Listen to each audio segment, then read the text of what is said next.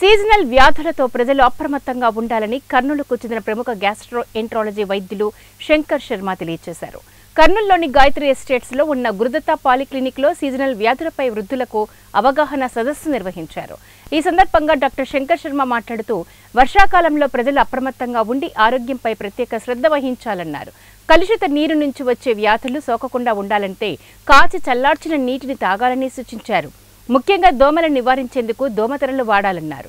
కార్యక్రమానికి వచ్చిన వృద్ధులకు డాక్టర్ శంకర్ శర్మ దోమతెరలు దుప్పట్లను పంపిణీ చేశారు. కామను కలరా విరేచనాలు అనేవి కామన్గా వస్తుంటాయి. ఇప్పుడే మనం చూసాం ఆ పక్క కోస్టల్ డిస్ట్రిక్ట్స్ లో కూడా కలరా అవి వస్తూ ఉన్నాయి. కాబట్టి మన కర్నూలులో ఇంతవరకు ఒక కేసు కూడా రాలేదు. కానీ మనం జాగ్రత్త పడుతున్నారు అధికారులు.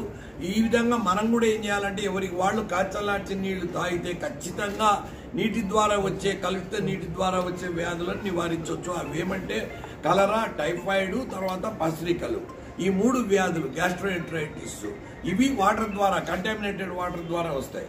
ఇదే టైంలో దోమలు కూడా చాలా ఎక్కువ ఉంటాయి. అందుకని బెడ్షీట్స్ ఉడతా భక్తిగా సింబాలిక్గా వీళ్ళకి ఇవ్వడం జరిగింది.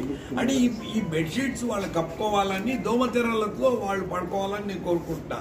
ఎందుకంటే దోమలు కరిచినాయంటే మెయిన్గా మలేరియా, డెంగీ ఫీవరు, మెదడువాపు వ్యాధి.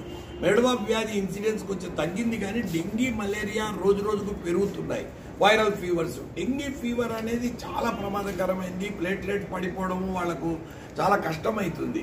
కాబట్టి డెంగీ ఫీవర్ ఆల్రెడీ ఇప్పుడు తెలంగాణలో విష జ్వరాలన్నీ ఆల్రెడీ ప్రారంభమైనాయి. రేపో మాపో తెలంగాణ మన పక్కనే ఉంది కాబట్టి మనకు వ్యాపిస్తుంది. కాబట్టి వీళ్ళను ఎవరికి వాళ్ళు ఫస్ట్ వాళ్ళని వాళ్ళు కాపాడుకోవాలి, వాళ్ళ చుట్టుపక్కల వాళ్ళని కాపాడుకోవాలి. కాబట్టి ఆరోగ్య సూత్రాలు వాళ్ళు ముఖ్యంగా పోషక విలువలు ఉండే ఆహారాలు అంటే పళ్ళు, ముఖ్యంగా తాజా ఆకుకూరలు, కూరగాయలు ఇట్లాంటివి తినొచ్చు.